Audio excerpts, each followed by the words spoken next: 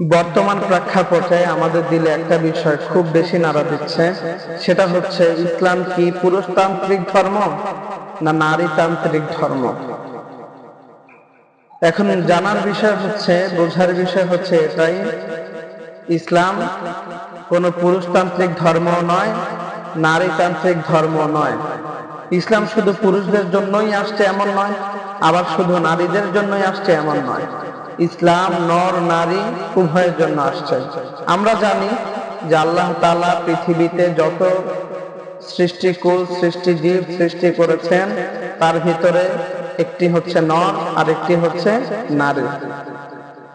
তো পবিত্র কালামুল্লাহ শরীফে আল্লাহ বিভিন্ন জায়গায় পুরুষদেরকেও সম্বোধন করে তাদের হক গুলার কথা বলেছে, আবার নারীদেরকেও সম্বোধন করে তাদের হকের কথা বলেছে। ইসলাম কিন্তু শান্তির ধর্ম। আমরা যদি ইতিহাস জানি, সেই ইতিহাসের ভিতরে পাওয়া যায় যে আগে নারী ছিল খুবই নির্যাতিত, লাঞ্ছিত, অপদস্থকৃত, কিন্তু ইসলাম আসার পর ইসলাম নারীকে সম্মান দিয়েছে। নারী যখন মা হয়, তার পায়ের নিচে সন্তানের বেহেশত বলা হয়।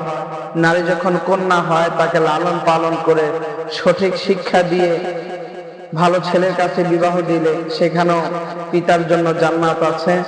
আবার নারী যদি বোন হয়, তার হক আদায় করলে জান্নাত যাওয়া যায়।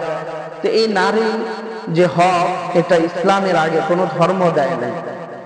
আপনারা জানলে অবাক হবেন, এখন বর্তমান আমাদের পাশে ভারত উপমহাদেশ, ওখানে তাদের হিন্দু ধর্মের ভিতরে নারীকে যতটা সুযোগ সুবিধা দেওয়া হয়েছে, তার চেয়ে বহুগুণ বেশি সম্মান সুযোগ সুবিধা ইসলামে নারীকে দেওয়া হয়েছে। এখন কিছু নারীবাদীরা অজ্ঞতার কারণে, মূর্খতার কারণে এটা বুঝতে চায় না। তারা বলে যে ইসলাম পুরুষতান্ত্রিক। না, ইসলাম নারীতান্ত্রিকও না, পুরুষতান্ত্রিকও না। ইসলাম উভয়তান্ত্রিক, উভয় হক ইসলামে আছে। কখনো বলা হয় নাই যে স্ত্রী তুমি শুধু স্বামীর হক আদায় করো, বরং উভয়কে বলা হয়েছে স্বামী স্ত্রীর হক, স্ত্রী স্বামীর হক, উভয়ের হক আদায় করবে। এটাই ইসলামের সৌন্দর্য।